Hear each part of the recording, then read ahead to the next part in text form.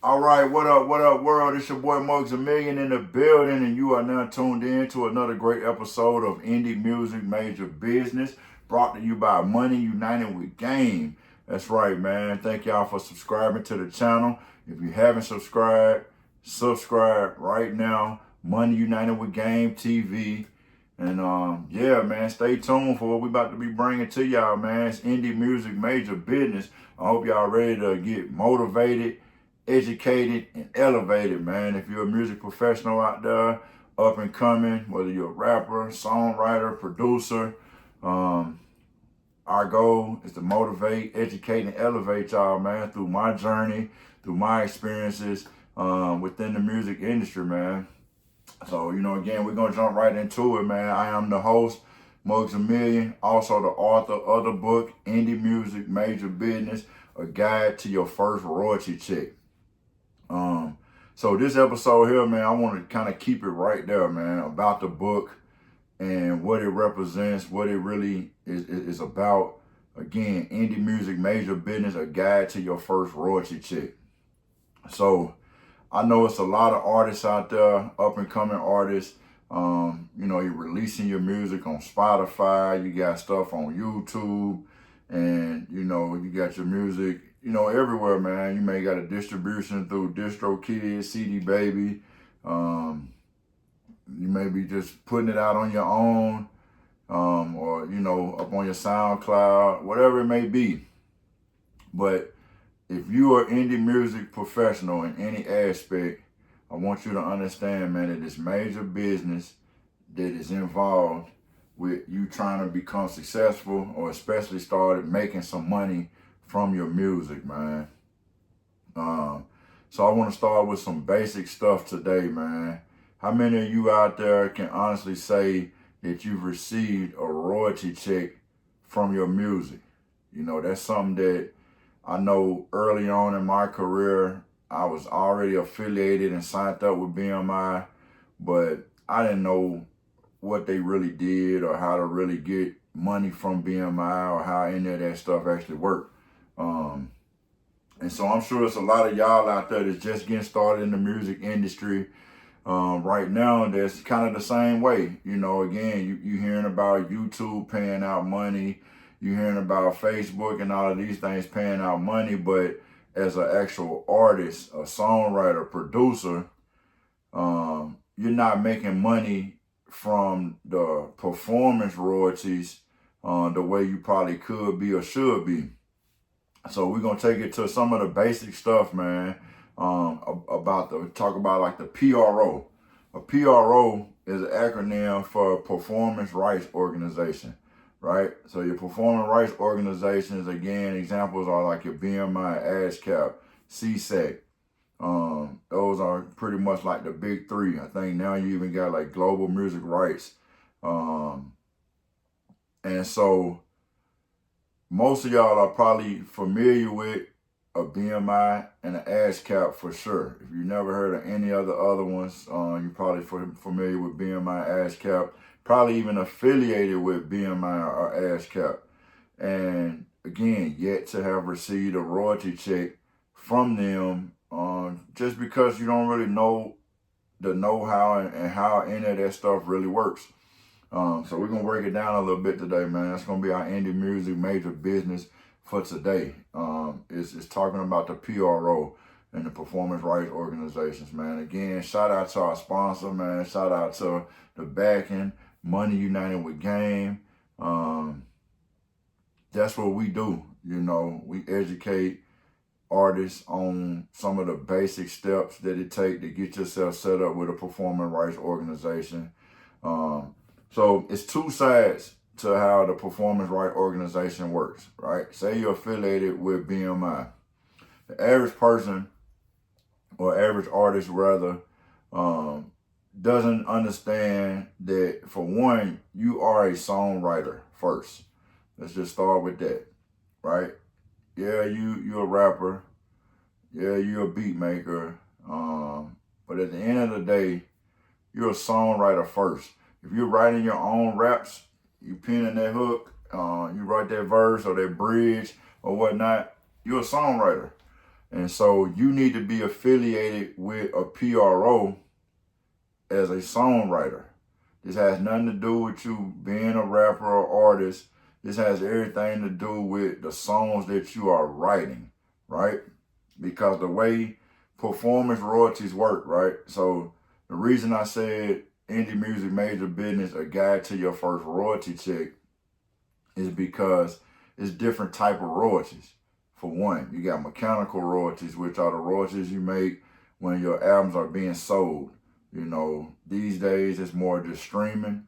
But early on, if you remember some of the good old days, you know, I know you may be some newer artists is tuned in right now, indie music professionals that's, you know, just getting started and all y'all know about is streaming. But in the days of when records was really selling out of the stores, man, if you put a CD out and you sold 1,000 copies, you sold 1,000,000 copies, out of that $9.99, $19.99, whatever, however much you were selling that CD for, a percentage of that came back to the artist in a mechanical royalty. Well, nowadays it still comes that way, but by way of streaming. You know, I think it's like 1,500 streams equals one record sale or something like that, which is a lot, you know. But again, we talking about streaming. So a person can sit around all day, let the same one song play 1,500 times, and that counts as a record sale. And therefore, you'll see a mechanical royalty from the back end of that record being sold. That has nothing to do with the PRO, your BMI, your ASCAP, though. That's completely different type of royalty. But the royalty I want to focus on today, man, is the performance royalty, man. It's the most probably slept on royalty from the indie music professional, but it's the most easily accessed, man. So your performance royalty is everything from like the live shows that you go out and perform and do at these clubs with your music. When your song is played on the radio, or you get a placement on like a television show or whatnot, though, which I give y'all some examples of that, because fortunately enough, I've been blessed to receive placements on TV. I've had placements or had my music or rather played on the radio and stuff of that nature too. So we're going to touch on all of that in this episode. But for one, you want to get signed up with a performance rights organization as a songwriter, right? This is different from, you know, so me being a performing artist, a rapper, and writing my own music. I'm going to use myself as an example, right? So my stage name is Mugs a Million, right? Again, go follow me on Instagram right now, MUGS_A million. Send me a DM. Let's link up. Let's connect, man. You got any questions on music business related topics, man, send them to me right there. Put it in the DM. And yeah, we're going to bring that to light in one of our future episodes, man. We're going to do some good Q&As based off of those. But me being a recording artist, Mugs a Million, I wouldn't necessarily get affiliated with BMI or ASCAP as Mugs a Million. I'm going to get affiliated with them as me, a songwriter, LaErnest Evans, right? So, therefore, whether it's a song I'm writing and performing as Mugs a Million, or if, for example, if it's a song that I co-wrote or I'm writing for, say, an artist like a Chris Webby, and it's going on somebody else's project, right? What that allows to happen is anytime that song that I wrote, right? So say I'm signed up with BMI. So the first step to getting yourself in position to start getting those actual royalties, getting affiliated as a songwriter, right? First you want to get affiliated as a songwriter. And you also want to get yourself set up with your own music publishing company. Again, this is completely separate from just being affiliated with BMI or ASCAP directly. Publishing company is its own entity outside of you as an artist, outside of the record label that you may be affiliated with, outside of the management company, any of that, man. So the publishing company is basically like a record company for a songwriter, right? So the same way a songwriter Well, the same way a recording artist gets signed to a record company for a record deal, a songwriter wants to be affiliated with a music publishing company. Starting off as an indie music professional, you are the songwriter and you want to have your own publishing company, right? Because the song is going to get paid in two different ways, right? You're going to get paid a percentage from the songwriter side of the money, and you're going to get paid a percentage from the music publishing side of the money. So for example, right, I got some placements on TV. I don't know if y'all remember the TV show, the sitcom, The Game. It used to come on BET and stuff a lot. So I got a song ended up getting placed on BET's The Game. I got songs ended up getting placed on the Bad Girls Club. They used to come on too. Some of the early reality TV show stuff though. But anyhow, so say that song gets played on an episode. When it's time for the money to be paid out from that, you get what's called a performance royalty, right? That song comes on, the episode airs on television. That song is played in the background on one of the scenes or whatnot, and you get paid a performance royalty. Every time that video is played, that episode is played and your music is airing in the background with those episodes, BMI, ASCAP, they keeping track of all of that. As long as that song is properly registered. And so when I say that, again, once you're affiliated with BMI, ASCAP as a songwriter, once you're affiliated with BMI, ASCAP with your own publishing company, you have the responsibility of going into their platform online and registering that song, right? You can do this with a split sheet initially. You and the other collaborators on the song, y'all want to sit down, do what's called a split sheet. The split sheet is just a simple black and white, straight to the point agreement and documentation of the contribution from the different songwriters collaborating on the song, an agreed upon percentage that y'all all agreeing that everybody gets from their contribution to the song. This can be, a various percentage. Majority of the time stuff is split 50-50 or 33 and a third, depending on how many people are associated and affiliated with writing and putting the song together. But all that's drawn out and written out and agreed upon at the time of putting together the split sheet. The split sheet is going to consist of the song title.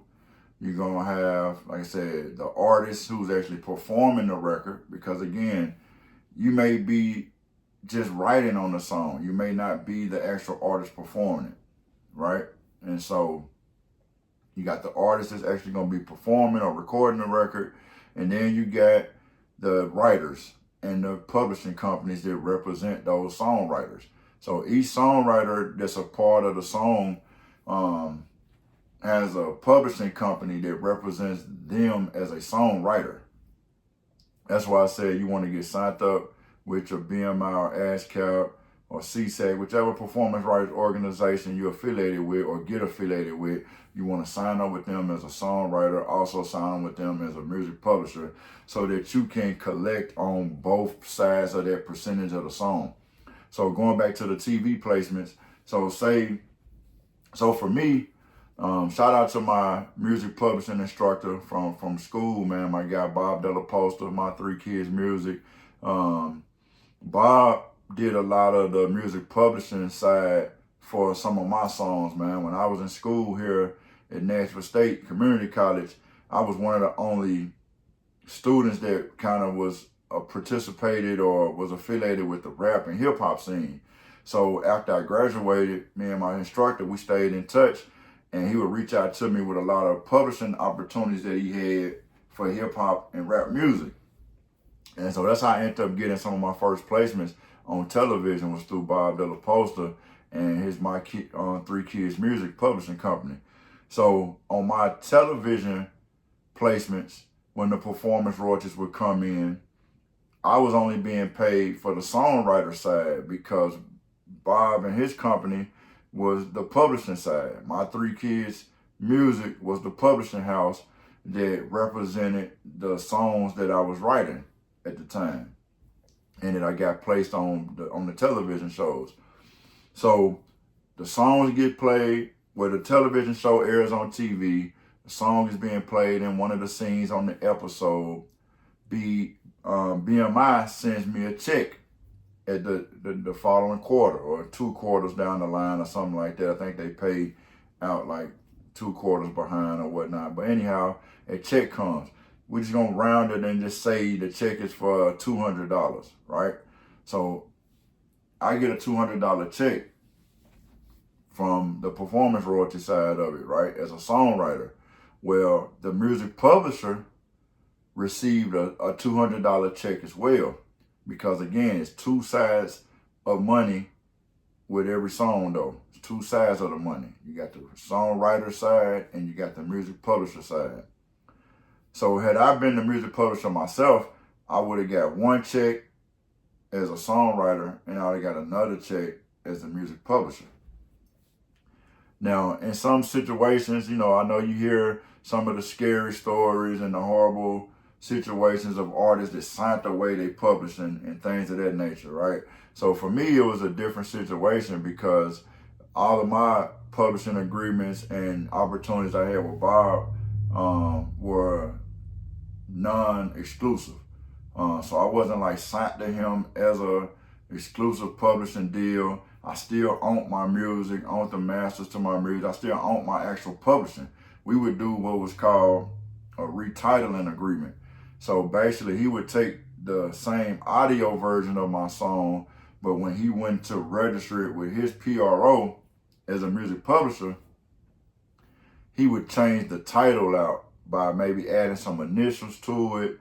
Therefore, it's showing that this version of that song is different from, say, the version of the song that I got on my album that I'm pushing or released on my own, right?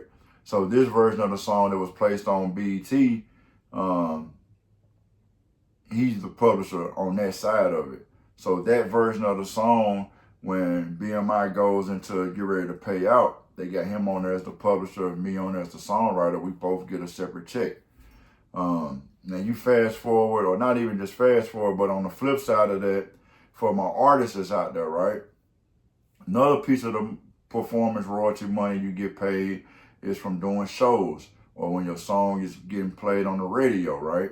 So when I say doing shows, like, this not the money that the promoter pays you, or this not the money that, you're getting the $10, $20 a head from the people coming in and out the club or the venue that you're performing at. This is strictly money being paid off of the songs that you are actually performing live in that particular venue, right? So each performance venue is technically supposed to have a license, a blanket license agreement with a BMI or ASCAP, CSAC, any of these performing right organization affiliations, right? And with that license that they have, the venue has with that PRO, that allows you as a songwriter and music publisher affiliated with this PRO to be paid a performance royalty whenever your songs are being performed in that venue.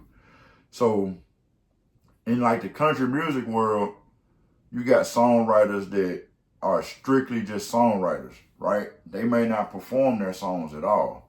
R&B, same way though. You got people that do all the writing of the songs. They don't perform the songs. But when those songs are being performed in nightclubs or on tours in stadiums and arenas, guess what? They're seeing a performance royalty being paid to them on the back end based off of that playlist. So using myself as an example, when I was out there going hard, pushing my music, networking with the DJs, shout out to my guy DJ Big DM, man, the Big DM with the core DJs. DM, man, they had one of my records at one point in time, man, my record I had out called Club Nights.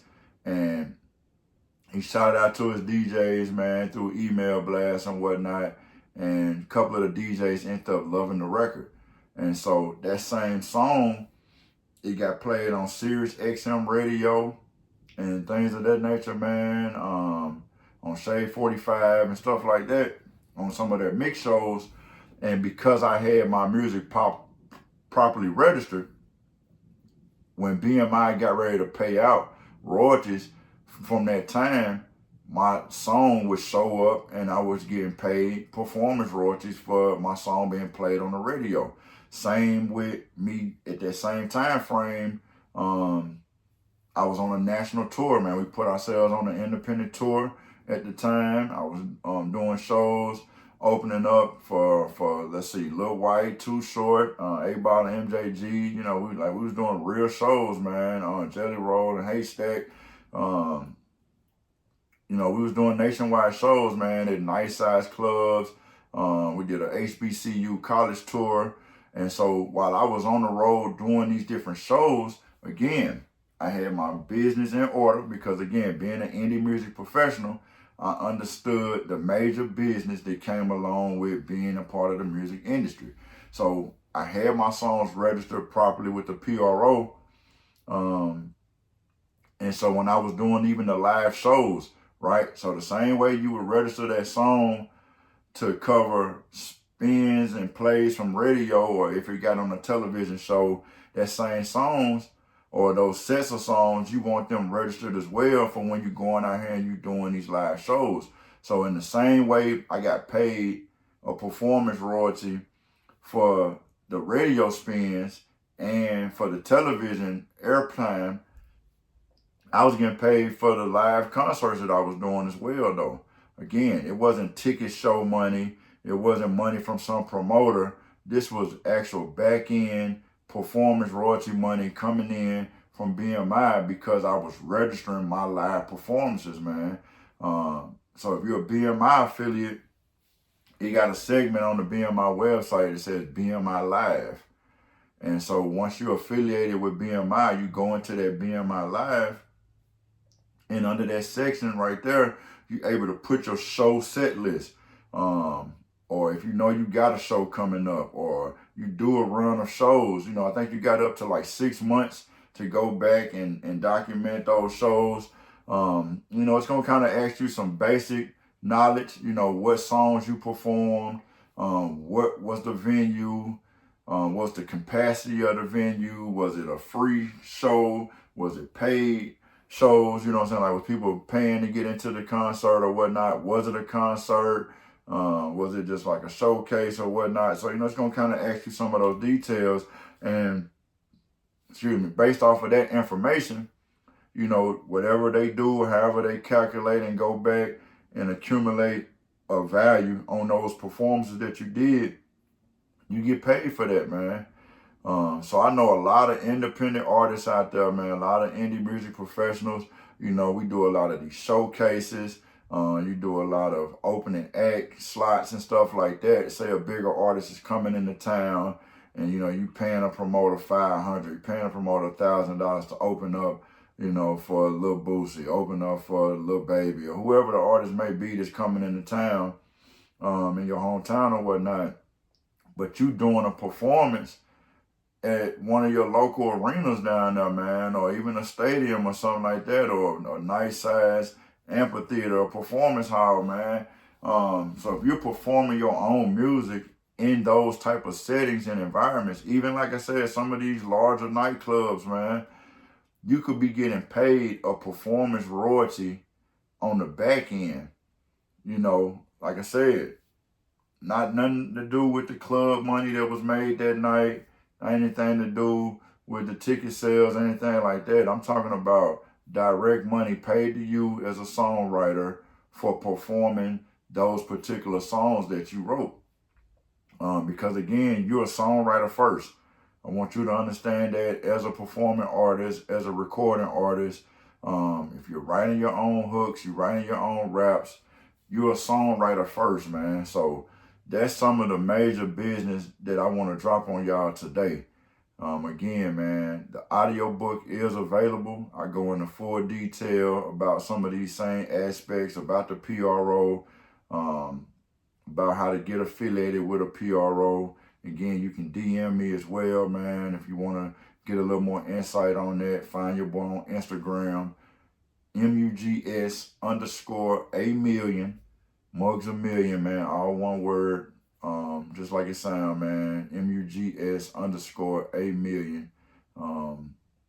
Go check that out though, man. You know what I'm saying? The audio book, Indie Music Major Business, A Guide to Your First Royalty Check, is available right now on your Spotify's, YouTube, anywhere where you go and listen to your own music at.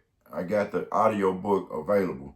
Again, you could DM me, or you can check out the link in my bio on my Instagram page. It'll take you to the website if you want to purchase a hard copy of the book. We got pictures and examples inside of what a split sheet looks like, what a performance royalty payout looks like, and all of that though, man. So, you know, holler at your boy again. I just wanted to drop a little jewels on y'all, man, today. Give y'all some money united with game, some motivation, education, and elevation, man, to your career as an indie music professional. This is some of the major business that it consists of, man. Again, I am your host, Mugs a Million.